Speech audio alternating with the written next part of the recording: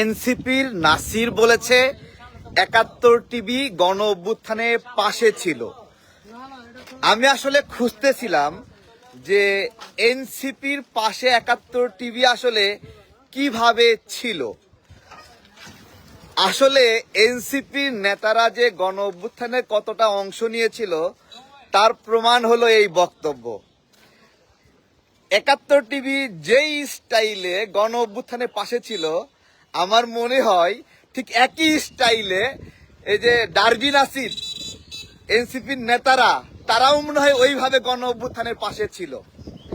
আমি একটু বলি আসলে কিভাবে পাশে ছিল। ১৭ জুলাই যখন ওরা আত্মসমর্পণ করলো, ১৮ জুলাই আমরা এই ইস্ট ওয়েস্টের সামনে, ব্রাকের সামনে, রামপুরা ব্রিজের সামনে আন্দোলন করলাম।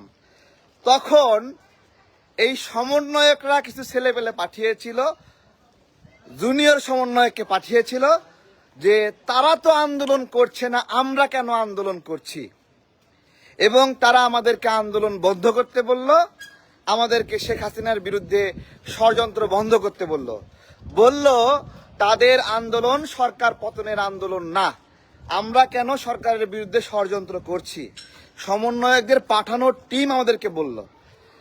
তারপরে আমি বললাম ওরে ধর, এই ধর কোয়ার সাথে সাথে এক দৌড়ানি দিল পোলাপান, তার ভিডিও আছে কিন্তু।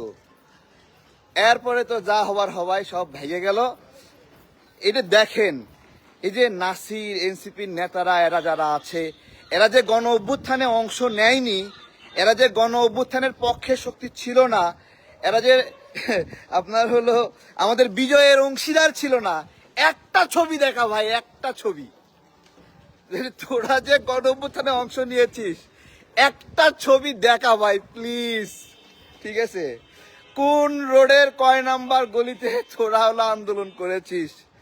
আমাদের ২৪-এর গণ অভ্যুত্থান এর পরবর্তী বাংলাদেশটা অনেক সুন্দর হতে পারত, কিন্তু এই যে এরা, এই যে ডারবি নাসির, হ্যাঁ, এদের সমন্বয়ক, এরা যে লুটপাটটা করেছে, এই লুটপাটে আমাদের স্বপ্ন ভঙ্গ হয়েছে। বলেন তো, এই নতুন বাংলাদেশে এই যে জেলায় জেলায় জেলা প্রশাসক অফিসে সমন্বয়ক নামের এক টিমকে চাঁদাবাজি করবে, টেন্ডারবাজি করবে, ত্রাণ চুরি করবে, ত্রাণের চাউল বরাদ্দ নেবে, এই জন্য কি এই বাংলাদেশে গণ অভ্যুত্থান হয়েছিল?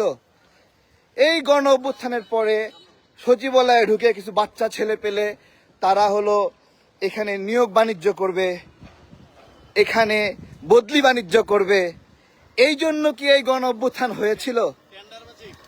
হ্যাঁ, আমাদের এই গণ অভ্যুত্থানের স্পিরিটটা আসলে খাইয়া দিল কারা?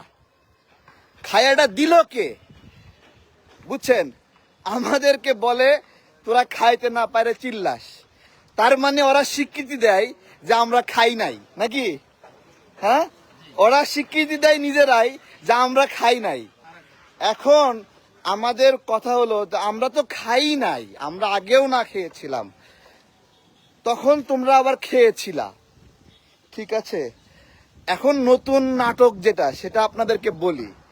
গতদিন বলেছিলাম, যখন শেখ হাসিনা ক্ষমতায় ছিল তখন শেখ হাসিনার ভুল ধরা জরুরি ছিল। আমরা তখন সঠিক সময়ে সঠিক কাজটা করছি, শেখ হাসিনার ভুলটা ধরছি। সেই সময় কিন্তু এরাই কিন্তু শেখ হাসিনাকে মা ডাকছে, জয় বাংলা বলছে। আবার যখন শেখ হাসিনা এখান থেকে চলে গেল, তখন আমরা চুপ হয়ে গেলাম যে শেখ হাসিনা তো চলেই গেছে, হাতি তো মইরাই গেছে। এখন ওই যে যারা শেখ হাসিনাকে মা ডাকতো, তারপরে জয় বাংলা বলতো, ওরা এখন নিজেদেরকে শেখ হাসিনার বিরুদ্ধে প্রমাণ করার জন্য আমাদের চেয়ে বেশি শেখ হাসিনারে গালি দেয় এখন, ঠিক আছে? আমাদের চেয়ে ২ ধাপ আগায়ে শেখ মুজিবুর রহমানকে গালিগালাজ করে। তো এরা ওই আগে যে শেখ হাসিনার পক্ষে নিছিল, এখন এসে কাফারা দিচ্ছে, হ্যাঁ, ঋণ শোধ করতেছে। তো এই হলো অবস্থা। এরা যেভাবে ৭১ টিভিকে পাশে পাইছিল, বাস্তবতা বলি, ৭১ টিভি এখন যারা চালাচ্ছে তারা আমাদের সাথে যোগাযোগ করে, আমাদের সাথেও যোগাযোগ করে, ঠিক আছে? তো আমাদেরকে বলে, তারেক ভাই একটা তো ঘটনা ঘটে গেছে, আমাদের তো সিদ্ধান্ত ভুল ছিল। যাই হোক, আমরা তো আবার রিকভার করার চেষ্টা করছি, এইটুকু। ঠিক আছে, কিন্তু ওদের হয়ে আমাদের কাছ থেকে স্টেটমেন্ট আদায় করবে এই এতটুকু দুর্বল ইমানের অংশীদার আমরা না। হ্যাঁ, বা ওদের দেওয়া টাকা দিয়ে টাকায় আমরা বিক্রি হয়ে যাব, এতটুকু দুর্বল ইমানের অংশীদার আমরা না। তো যাই হোক, এনসিপির নেতারা কিভাবে গণ অভ্যুত্থানে অংশ নিছে এবং তাদের কাছে ৭১ টিভি তাদের পাশে ছিল, এটা আপনারা দেখেছেন। অবশ্য একটা ঘটনা আছে, এই বাংলাদেশের গণমাধ্যমগুলোর বড় একটা অংশ তারা শেখ হাসিনার পক্ষ নিয়েছিল এবং গণ অভ্যুত্থান পরবর্তী সময়ে আমাদের এই গণ অভ্যুত্থানের ক্রেডিট চুরি কইরা এনসিপির হাতে দিয়ে দিয়েছিল। আপনারা খেয়াল করেছেন ভালো করে যে ওরা হলো এর মালিক, যাদেরকে 2 দিন আগেও কেউ চিনতো না।